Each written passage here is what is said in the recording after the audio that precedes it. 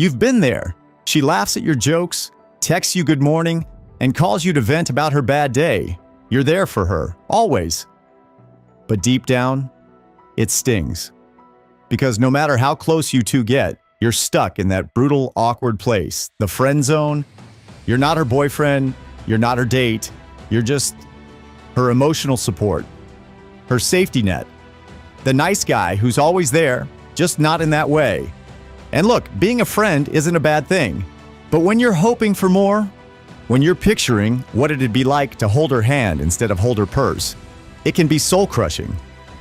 But here's what most guys get wrong. They think the only way out is by confessing their feelings and hoping for a miracle. Spoiler alert! That usually doesn't work. This video isn't about tricking her. It's not about faking confidence or acting like someone you're not. It's about learning how to shift the dynamic, how to reconnect with who you are, and how to become someone she can actually see romantically. Because guess what? You can shift how she sees you, but it takes strategy, patience, and self-respect. We're going to break down why you ended up in the friend zone, how to get clarity on what you really want, and what small but powerful changes can make her start seeing you in a different light. And by the end, you'll walk away with a game plan. Whether she changes her mind or you decide to walk away on your own terms, you'll do it with confidence. Before you can change anything, you have to understand what you're dealing with. The friend zone isn't a curse, it's a result. It's what happens when one person sees the connection as platonic, while the other is silently hoping for more. But here's the catch. Being in the friend zone doesn't mean she doesn't like you. It means she doesn't see you as a romantic option yet. And usually, that perception is built from how you've positioned yourself. You've probably been emotionally available, supportive, and kind, but without adding any romantic tension. No spark, no flirtation, no suggestion that you're anything other than safe. Women categorize quickly. Early on, she puts you in a box. Friend, fling, future boyfriend. Once you're in the friend box, it's hard to move, but not impossible. Let's take an example. You've been her go-to for everything. Rides to the airport, relationship advice, someone to text when she's bored. One day she texts you, "Can you come over and help me build this IKEA bookshelf?" You're tempted to say, "Of course," like always. But instead you pause. You say, "I've got plans tonight, but I'll swing by this weekend if I have time. You owe me dinner though. Those shelves better come with pasta." That little shift, it adds mystery, it sets a boundary, and it introduces a playful, slightly flirty tone. You're not saying, "I love you." You're showing you have your own life. You're not always available, and you're still keeping the vibe light. Understanding the friend zone is about recognizing how your actions or inactions shaped her impression of you. The goal isn't to beg for a promotion from friend to lover. It's to change how you show up so she starts questioning how she sees you. Before we continue with the video and my next point about gaining clarity on your intentions, I'd like to ask for a small favor. I'm working toward reaching 1,000 subscribers. If you found this helpful so far, please hit that subscribe button. It really helps this channel grow. Okay, let's move forward. Before you even think about changing how she sees you, you need to get brutally honest with yourself. Why do you want her to like you back? Is it because you truly feel a connection worth exploring, or is it because you're stuck on the idea of winning her over? A lot of guys don't realize they're chasing an outcome that has more to do with ego than emotion. They want her because she hasn't chosen them yet, not because she's necessarily the right person. It's important to look at the dynamic for what it really is, not what you hope it could be. Are you acting like her friend while secretly resenting that role? Do you find yourself overcompensating, being extra available, overly supportive, too agreeable, just to stay close? That's not a romantic pursuit, that's self-abandonment. And the more you shrink yourself to fit what you think she wants, the less she's going to see you as someone worth wanting. You need to shift the spotlight back onto you. Take a step back and think, do I feel proud of how I've been showing up? Have I been honest with myself or just hopeful? Am I still grounded in who I am, or have I been molding myself around her attention? The answers might sting a little, but that's how real growth begins. This is the moment where you start to take your power back. Refocus your time and energy on things that genuinely fuel you. Start doing the things that made you feel confident before this whole situation got complicated. When you rebuild your identity around your own passions, not her validation, you become magnetic in a way no words ever could. You don't need to convince her to like you. You need to become someone who's undeniable, whether she gets it or not. Confidence isn't something you can fake, it's something you become. If you've been friend-zoned, there's a high chance she doesn't see you as someone she could desire. Not because you lack worth, but because you haven't shown her the version of you that truly stands out. That version isn't created by obsessing over her. It's built through growth, effort, and self-pride. Here's the truth.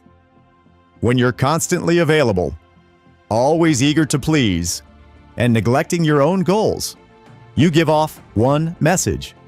You've placed her at the center of your world. That doesn't feel attractive. It feels desperate.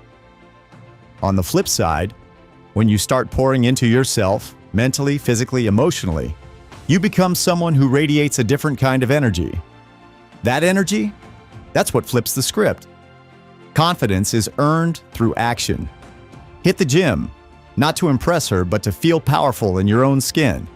Start that side hustle. Pick up that old passion project. Take care of your appearance, upgrade your style. These things are not superficial. They're signals.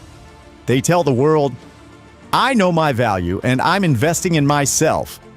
That's the kind of shift that changes how everyone sees you, including her, but it goes deeper than looks. Emotional confidence matters just as much.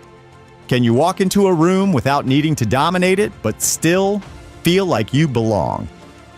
Can you hold eye contact without flinching, speak with clarity, and not apologize for having opinions? Those subtle behaviors speak volumes. And here's where it gets real. When she sees you thriving without needing her approval, her perspective might start to change. Not because you tried to convince her, but because she starts wondering, wait, did I miss something? That curiosity is powerful, and it only comes when you stop chasing and start building. So no, you don't need to wait around hoping she'll come to her senses. You need to elevate your game for you. If she sees it and comes around, great. If not, you've still become a stronger, more magnetic version of yourself. That's a win either way. If you want her to start seeing you differently, you have to start showing up differently. Not in a dramatic, attention-grabbing way, but in small, calculated shifts that challenge the way she's always viewed you. Right now, she probably sees you as the reliable friend, the guy who's always there, always listening, always available. That role comes with zero romantic pressure, and while it might feel safe for her, it's also completely unthreatening. And unfortunately, unthreatening rarely triggers attraction. So what do? You change the rhythm. Start by pulling back slightly. Not to play games, but to re-establish balance. If she's used to instant replies, let her wait a bit. If she's expecting you to drop plans every time she needs something, politely say you're busy, not cold, not rude, just unavailable on your terms. That contrast alone can be powerful. Next, introduce flirtation. Nothing over the top, keep it light, unexpected. A well-timed compliment on how she looks when she's not trying. A playful tease. A raised eyebrow when she jokes about being single. These moments interrupt the just friends pattern. They add tension, and tension is the soil where attraction grows. Let's say she's telling you about some guy problems. Instead of giving deep, emotional advice like a therapist, you smirk and say, "You know, for someone so smart, you really pick terrible guys." Then hold the eye contact just a little longer than usual. That line walks the line. It's bold, flirty, but not desperate. That's how you start shifting perception. And you don't need to explain these changes to her. Let your actions speak. Let her wonder what's different. Let her feel that you're no longer orbiting around her, but standing in your own space. Eventually, she'll either lean in or back off. Either way, you've taken control of the dynamic. What you're doing isn't manipulation, it's course correction. You're adjusting the energy you bring so she can't keep putting you in the same box. When that energy shifts, she doesn't just see a friend anymore, she starts seeing a man she might want. There comes a point where subtlety has done its job. You've shifted your energy.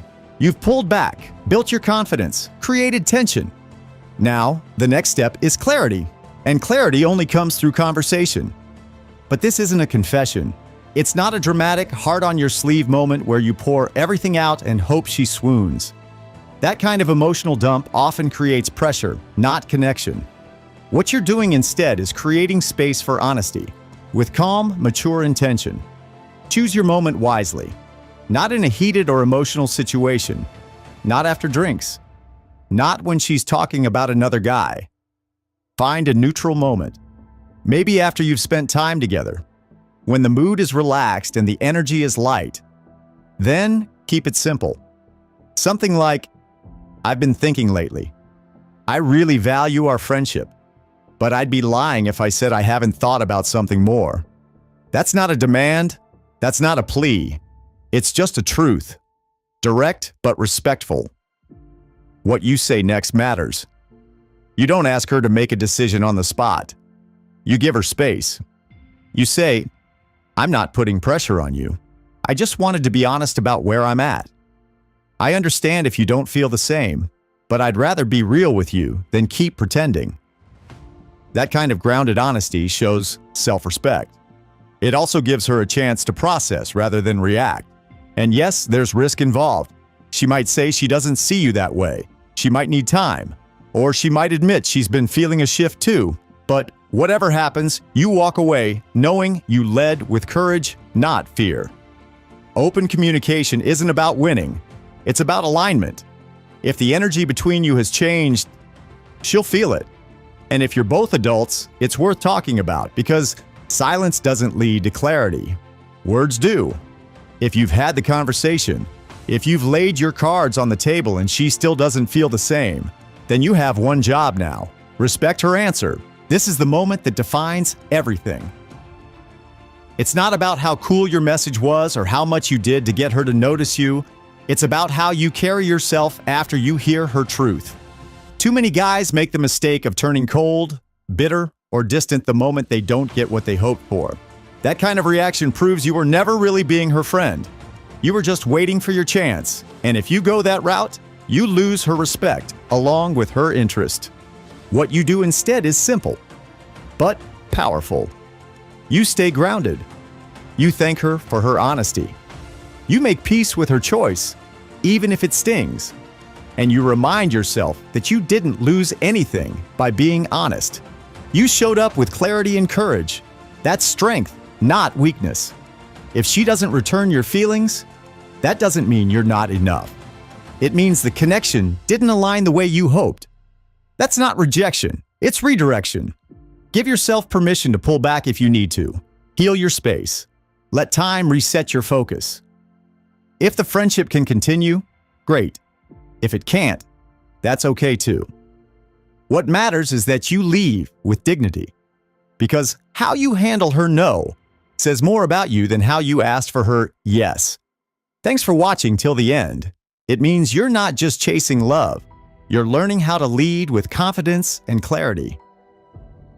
If this video helped shift your mindset or gave you something real to think about, hit that like button and subscribe. It helps more than you know. And I want to hear from you. What part of this video hit home the most? Have you ever been friend-zoned and tried to shift that dynamic? Drop your experience in the comments. Your story might help someone else figure theirs out. Until next time, respect yourself, play it smart, and never settle.